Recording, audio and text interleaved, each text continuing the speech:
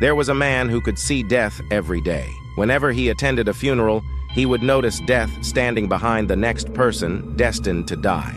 Driven by a sense of duty or perhaps an odd compulsion, he would approach that person and say, "You are the next to die, so prepare yourself." This unsettling ability and his grim warnings caused many people to avoid him, fearing his presence and the dire news he might bring. Despite the isolation and the fear he instilled, he continued with his life, resigned to his peculiar fate.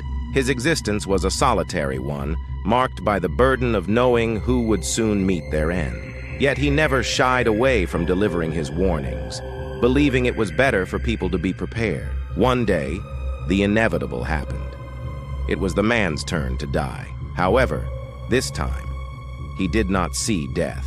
Death stood behind him, hidden from his view. The irony was that he could not be warned because he was the only one who could see death. As he went about his day, unaware of his impending fate, there was no one to tell him to prepare. In the end, he met his fate just like everyone else, but without the foreknowledge that had defined his life.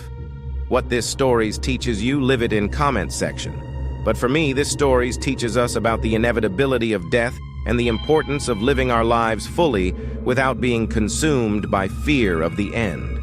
The man's ability to see death brought isolation and fear, highlighting that knowing the future can be more of a burden than a blessing. It also underscores the value of compassion and understanding. Even if we have knowledge others don't, it's crucial to approach life and others with empathy and care. Ultimately, the story reminds us that death is a natural part of life and comes to us all, often without warning, so we should cherish each moment and live meaningfully. Thank you for listening, and don't forget to subscribe to this channel, like, and comment.